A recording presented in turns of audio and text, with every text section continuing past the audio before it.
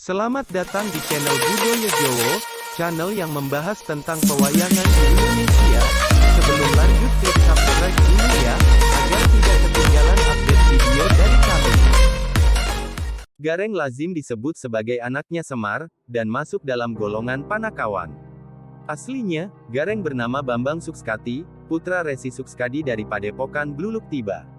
Bertahun-tahun Bambang Sukskati bertapa di Bukit Candala untuk mendapatkan kesaktian. Setelah selesai tapanya, ia kemudian minta izin pada ayahnya untuk pergi menaklukkan raja-raja. Di tengah perjalanan Bambang Sukskati bertemu dengan Bambang Panyukilan, putra Bagawan Salantara dari Padepokan Kembang Sore. Karena sama-sama congkaknya dan sama-sama mempertahankan pendiriannya, terjadilah peperangan antara keduanya. Mereka mempunyai kesaktian yang seimbang, sehingga tiada yang kalah dan menang.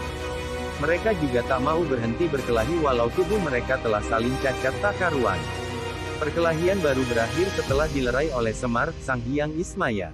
Karena sabda Sang Hyang Ismaya, berubahlah wujud keduanya menjadi sangat jelek. Tubuh Bambang Sukskati menjadi cacat. Matanya juling, hidung bulat bundar, tak berleher, perut gendut, kaki pincang, tangannya bengkok tekle ceko, Jawa. Oleh Sang Hyang Ismaya namanya diganti menjadi Nala Gareng, sedangkan Bambang Panyukilan menjadi Petruk. Nala Gareng menikah dengan Dewi Sariwati, putri Prabu Sarawaseta dengan permaisuri Dewi Saradewati dari negara Salarengka, yang diperolehnya atas bantuan Resi Tritusta dari negara Purwaduksina. Nala Gareng berumur sangat panjang, ia hidup sampai zaman Madya. Gareng ialah anak Gandarwa, sebangsa jin, yang diambil anak angkat pertama oleh Semar. Nama lain Gareng adalah Pancal Pamor, artinya menolak godaan duniawi. Pegatwaja, artinya gigi, sebagai perlambang bahwa Gareng tidak suka makan makanan yang enak-enak yang memboroskan dan mengundang penyakit. Nala Gareng artinya hati yang kering, kering dari kemakmuran, sehingga ia senantiasa berbuat baik. Gareng adalah punakawan kedua setelah Semar. Ciri fisik Gareng: 1. Mata juling, artinya tidak mau melihat hal-hal yang mengundang kejahatan tidak baik. 2. Tangan ceko, melengkung, artinya tidak mau mengambil, merampas hak orang lain. 3. Sikil bidit, seperti pincang, artinya selalu penuh kewaspadaan dalam segala perilaku. Gareng senang bercanda, setia kepada tuannya, dan gemar menolong. Dalam pengembaraannya pernah menjadi raja bernama Prabu Pandu Bergola di kerajaan Parang Gumiwang. Ia sakti mandraguna, semua raja ditaklukkannya. Tetapi ia ingin mencoba kerajaan Amarta tempat ia mengabdi ketika menjadi punakawan. Semua satria Pandawa pun dikalahkannya. Sementara itu Semar, Petruk dan Bagong sangat kebingungan karena kepergian Gareng.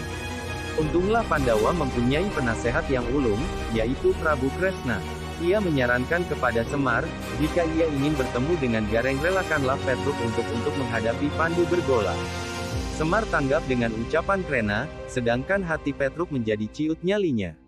Petruk berpikir semua raja juga termasuk Pandawa saja dikalahkan Pandu Bergola, apa jadinya kalau dia yang menghadapinya? Melihat kegamangan Petruk, Semar mendekat dan membisikkan sesuatu kepadanya. Setelah itu Petruk menjadi semangat dan girang, kemudian ia berangkat menghadapi Pandu Bergola. Saat Pandu Bergola sudah berhadapan dengan Petruk, ia selalu membelakangi, tidak mau bertatap muka. Jika terpaksa bertatap muka ia selalu menunduk. Tetapi Petruk senantiasa mendesak untuk bertanding. Akhirnya terjadilah perang tanding yang sangat ramai, penuh kelucuan dan juga kesaktian. Saat pergumulan terjadi Pandu Bergola berubah wujud menjadi Gareng. Tetapi Petruk belum menyadarinya. Pergumulan terus berlanjut, sampai pada akhirnya Semar memisahkan keduanya. Begitu tahu wujud asli Pandu Bergola, Petruk memeluk erat-erat kakaknya, Gareng, dengan penuh girang. Semua keluarga Pandawa ikut bersuka cita karena abdinya telah kembali. Gareng ditanya oleh Kresna, mengapa melakukan seperti itu. Ia menjawab bahwa dia ingin mengingatkan tuan-tuannya Pandawa, jangan lupa karena sudah makmur sehingga kurang hilang kehati-hatian serta kewaspadaannya.